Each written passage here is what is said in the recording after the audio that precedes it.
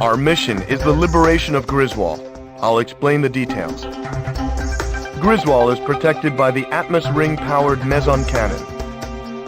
Our troops will not be able to approach the city because of the MBSRs brought in from Montebrise. Our only hope is to send a small squadron of fighters in for a surprise attack and take out the cannon. Fortunately, the enemy has put all of their faith in the cannon and has yet to deploy ground troops. Destroy the meson cannon and the fighters protecting it, and the city is ours. The capital's liberation is finally within our grasp. Sir, please decide the course of action.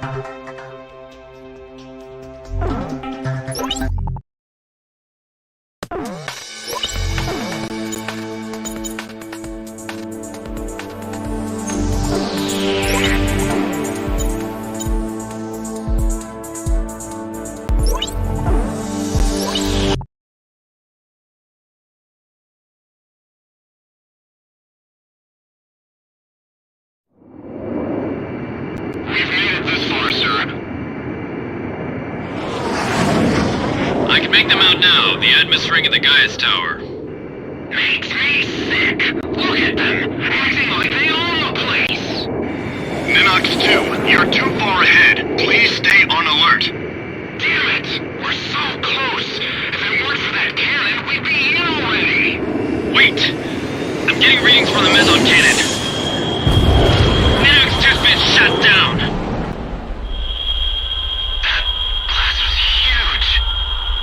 Meson cannon's force is multiplied by the MBSRs.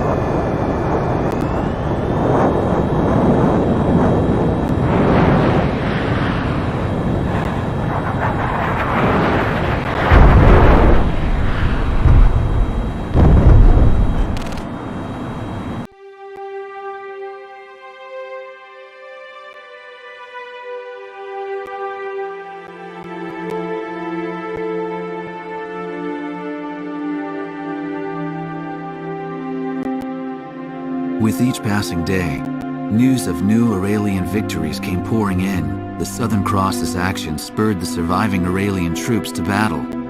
Commanding Officer Diego Navarro has retreated and is currently being pursued by Special Forces. No one would have guessed that a ragtag band of soldiers smaller than a single unit could have put up such fierce resistance. December 10th, several days after the liberation of Griswold, I made my way towards one of the mini-cities busy recovering from the ravages of the war. Despite my usual misgivings, I could feel myself getting excited at the prospect of meeting the Southern Cross. But when I reached the base, I saw his emblem already gleaming in the skies above. I had heard that today was their first break in a while, but something must have changed that. I merely watched as the jet's contrail stretched far off into the distant sky. Suddenly, I was overcome by a strong sense of dread.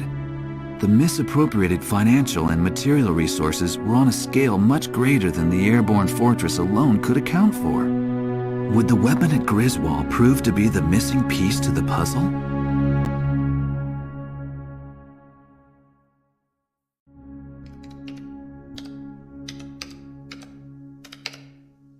As I wrote down the words that would reveal the truth to the world, I couldn't help but feel uneasy.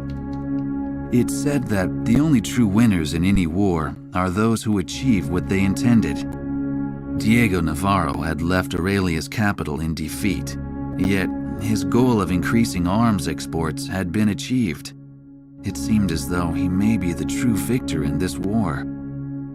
After returning to his homeland, it appears that he now plans to unveil the ultimate weapon before his countrymen.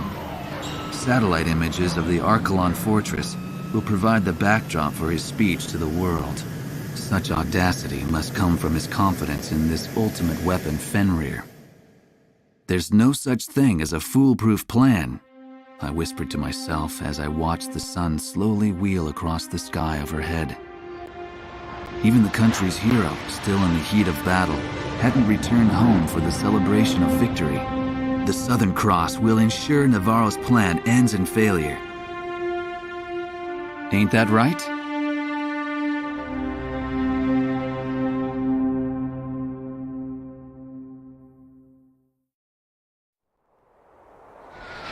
To all aircraft, this is likely to be our final sortie.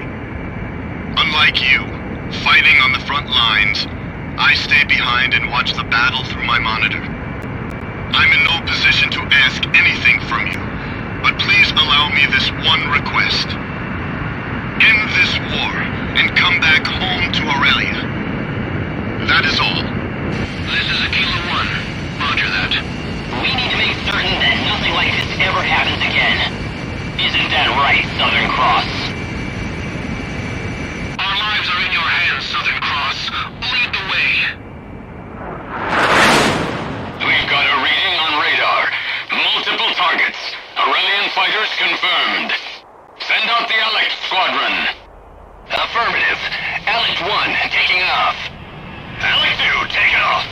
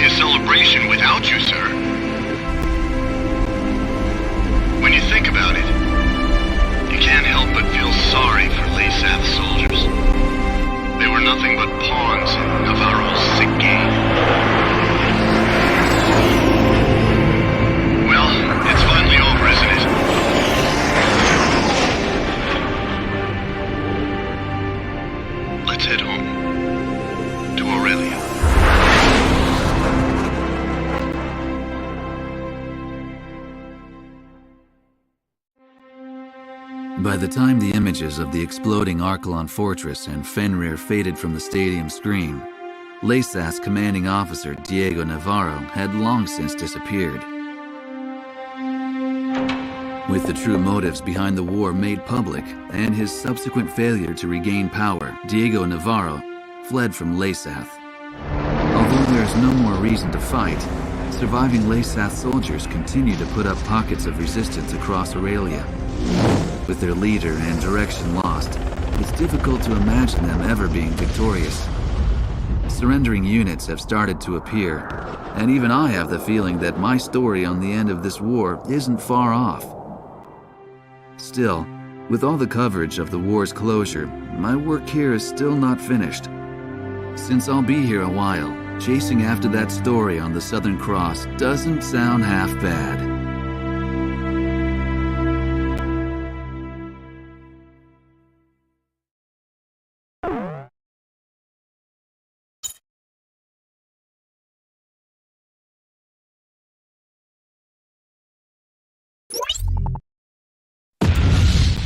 Archelon and Diego Navarro's beloved weapon Fenrir were ripped by explosions and engulfed in flames. While these images flashed on the screen, the eyes of the press watched as the enraged citizens of Lesath stormed in on commanding officer Diego Navarro. When the rage of the thousands had finally subsided, it is said that there was nothing left but the shattered remains of Fenrir. It's ironic that the stage for the unveiling of his greatest triumph would be his ultimate undoing. When it was all over, I tried to get an interview with the Southern Cross, only to find that he had already returned to Cape Aubrey. He said he's never really liked hot weather. Eugene Solano, the young radio operator, answered sheepishly. Peace had returned to Griswold, and it was now covered in the colors of the Christmas season. I went ahead and bought myself a figure of Santa, the kind that I could only find here. Albert, I thought you couldn't stand the Southern Hemisphere. A fellow reporter said to me as he saw the Santa figure, a memento of this Southern Hemisphere of backward seasons. I like the design, I said as I embarrassingly showed it to him. It bore the emblem of the Southern Cross.